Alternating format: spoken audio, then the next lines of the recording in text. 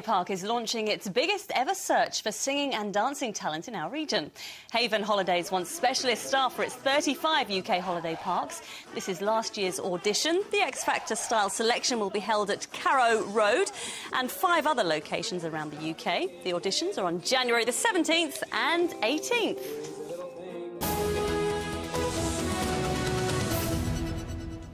Now, we all know it's cold, but how cold has it really been historically? How does this winter compare with those bitter winters we remember from our childhood? Well, David Hughes has been looking back through the records, down to -11 last night in Suffolk, David. Yes, really, really chilly it has been. It's certainly been a very cold start to 2010, following on from a cold December. But, and it is a big but, before we get on with comparing winters, we should just make it clear we are actually only halfway through this one. We don't have winters like they used to, and we've certainly never had anything to match the harsh winter of 1963. It started around Christmas and stayed until March. Unlike now, we seem to cope better with a big freeze back then. I survived the really bitter winter of 1963, but I think this is the worst that I've seen in East Anglia since I came here in 1972, and one of the other downsides of it is that the gritting of the roads seems to me to be a lot less than it was 20 years ago. The winter of 1962-63 saw snow on the ground in lowland England for a record 67 days.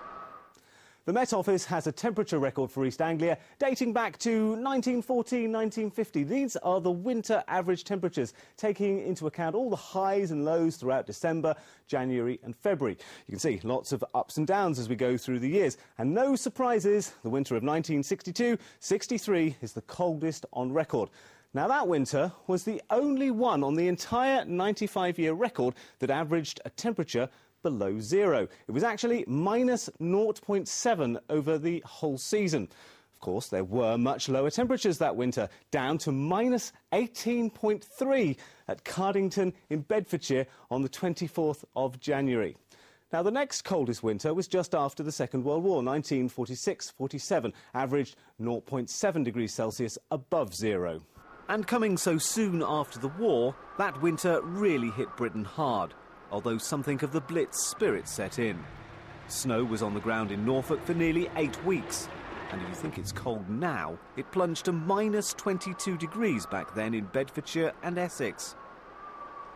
Most of us will remember the winter of 1979, not least because it coincided with the winter of discontent. The River Cam froze in Cambridge, snowplows were called in to keep runways clear at Luton Airport, and at one point, both Norwich and Ipswich were cut off by 10-foot snowdrifts. 1978-79 was actually the joint 5th coldest winter in East Anglia, with an average temperature of 1.6 degrees Celsius. So where does this winter fit into the picture? Once again, remembering we're only halfway through this winter, lots of time for it to get warmer as we get into the end of January and February, but at the moment, we're standing at 0.8 degrees Celsius. So if it carries on like this, and it's a big, big if, it could be the 3rd coldest winter on record. Just to reinforce what David's saying there, Becky's going to let you into another little secret right now. Well, if it's cold outside, it's usually cold in here, so this is what I look like when we're watching reports. This is what happens. It's a good look, isn't it? It's a look. Yeah, there's plenty that people can do to keep warm, like wrapping up in extra clothes, making a hot drink or turning on the heating. But what about our poor wildlife? She is going to stay in this as well. Many birds fly into our country for the winter, but how are they faring now Britain can claim to be as cold as the South Pole? Well, Claire McGlasson has been to a nature reserve in Northamptonshire to find out. It's called the Summer Lays Nature Reserve, but it's feeling the cruel bite of winter. I came to Wellingborough to meet Reserves Manager Jane Pearman to find out how our wildlife's coping in the cold.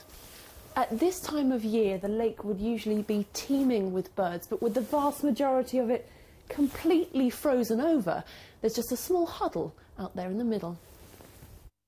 They use their bodies to keep it warm and keep that area open, but a lot of the birds that would normally be on here are on other similar lakes nearby, and so they'll be moving between the different lakes trying to find food and water, and obviously on the fields if they can find food under all the snow.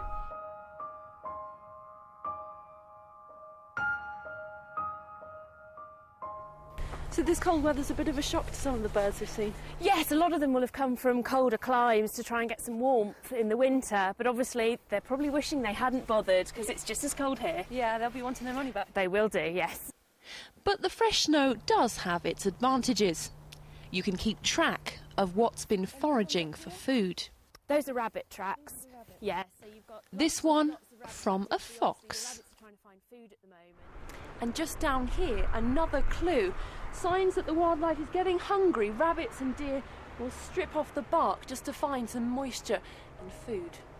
In the hides, we spotted 30 different types of bird. At this time of year, because it's really cold, they fluff their feathers up so they can trap air within. So it's like an insulation. So like we put loads of layers on, they trap more air to keep them warmer. And just like us, they're craving comfort food. It's good to feed peanuts and suets and things like that rather than bread, because obviously bread just fills the birds up and they don't get a lot of fat from it, so they need those high-fat foods to keep them going throughout the winter. So no New Year diet for these birds. With temperatures plummeting, they need all the insulation they can get.